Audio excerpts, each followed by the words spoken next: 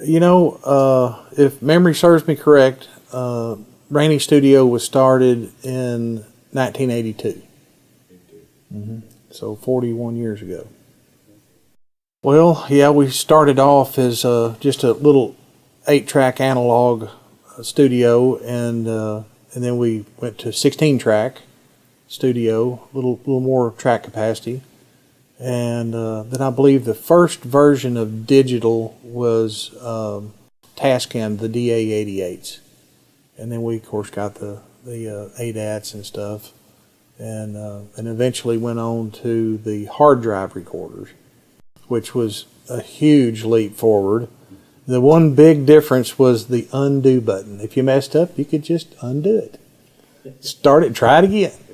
And then eventually computer-based recording like Pro Tools, that sort of thing, which is a whole other step forward as well as far as editing capabilities and honestly the fidelity of it. It's just a superior platform for sure. I bought this console. It's a Quad 8 Virtuoso console. I bought it from Hilltop in Nashville out of their A room. The last album that was cut on it just before we cut it loose was a Merle Haggard album that he had recut all of his, kind of a tribute album to himself. And oh man, it sounded so good, and just to hear all those songs again. But it's been sitting here in this room since 1999, so a few years. And it's the one right behind you there. It is. Mm-hmm. Yeah, it's really a cool old board. It's got really good preamps, really good EQ. It's just a good sounding console.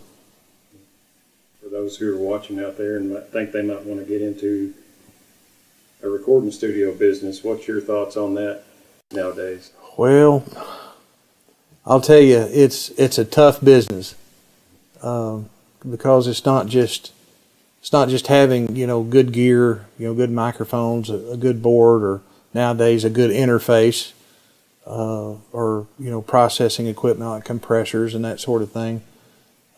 Good microphones. It all starts with your ear, and if you don't have the ear for the music, you're going to have a pretty hard way to go to try to learn how to record, and then working with different artists, it's definitely a challenge.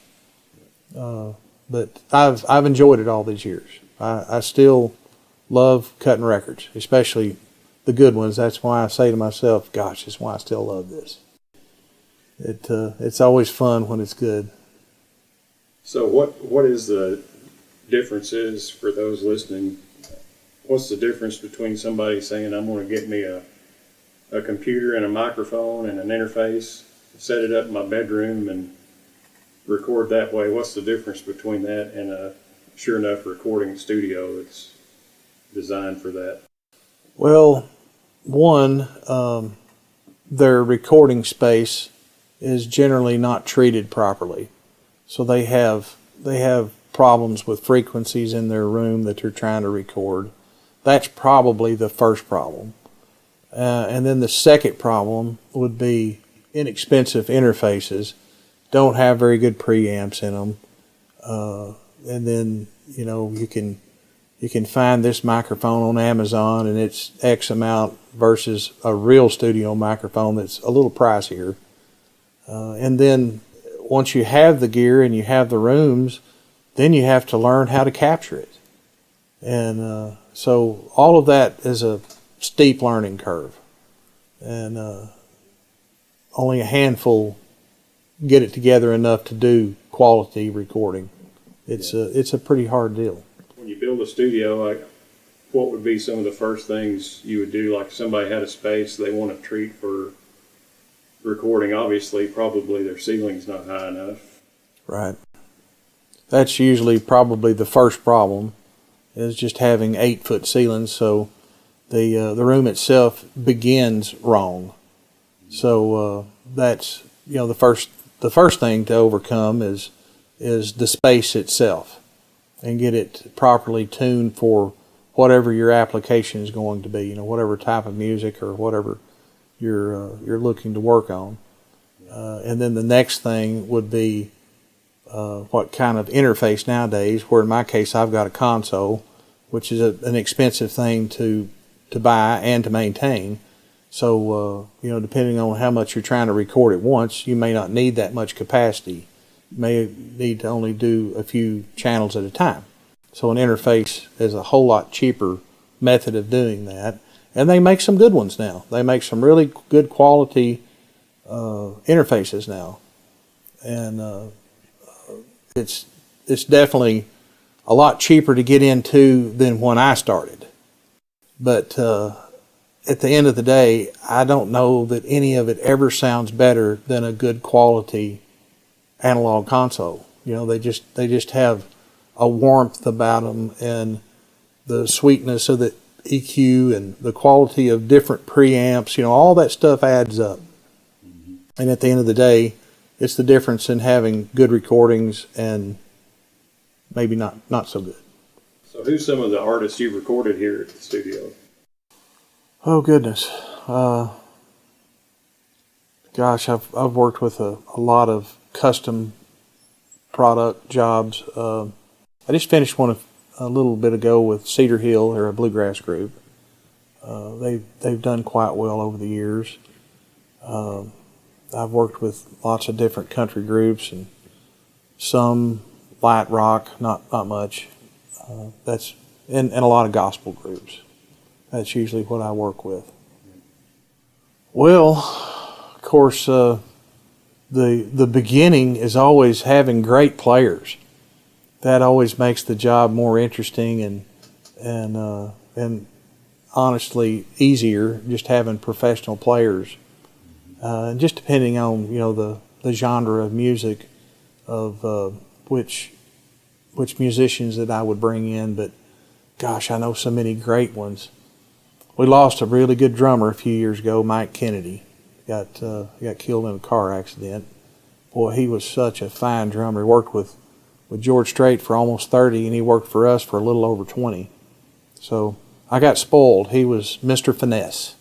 Tell us something about your production. Do you have, I guess it started out cassette, and then of course that phased out. Can you talk about that, how that?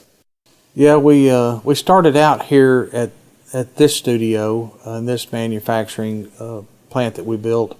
We did all of the design work for the covers, all of the printing.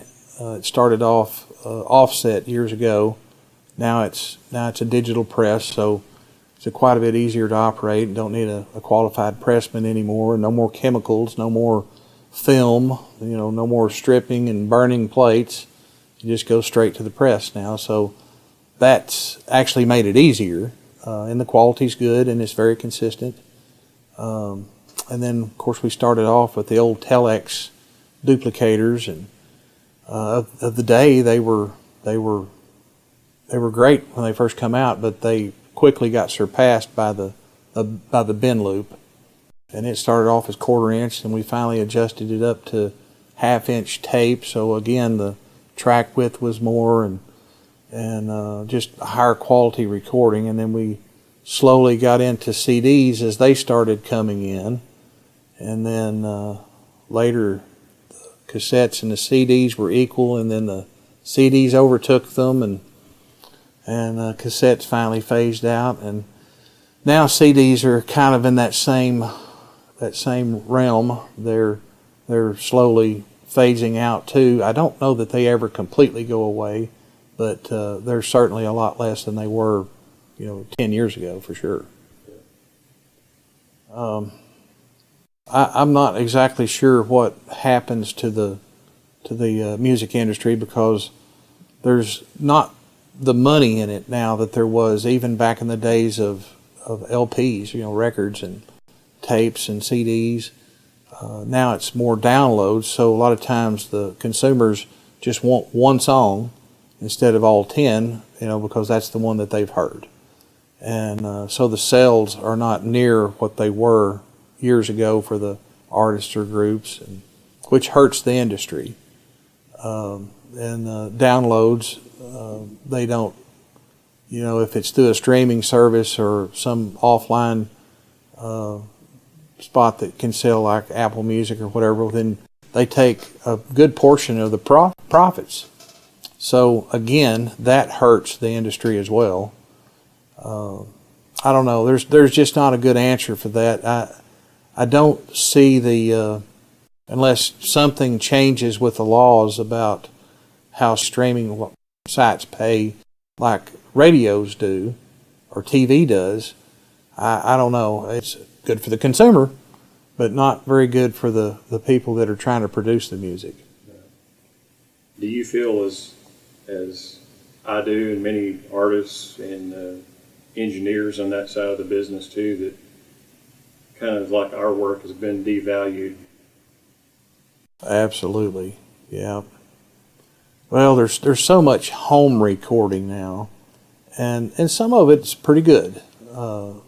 I have heard some things that were done that hey, they did a good job, but that is not the norm. Most of the time, it's not very good. So the quality of the custom recordings has gone downhill, and again, that hurts the industry as well, because they'll put this stuff out and then can't understand why nobody wants it, and unfortunately, they don't have a unbiased opinion, as a studio professional or as somebody, that could help them produce their work. The quality of the musicianship, or the quality of the writing, or the quality of the melody, how it, interlaces with the lyric. A lot of that stuff they don't think about, or they really think they've got it when a lot of times they don't. And they need help, and now they're trying to do it themselves or with a buddy, and you kind of end up with what they get. The whole problem with it is there's not a filtering system that there used to be, and gosh, they'll get something done in 2 hours. It's up on YouTube for the world to see, and hear, and wow, sometimes it's maybe needed a little more work that they really weren't aware of, or not having any real experience in the industry, just knowing what to do.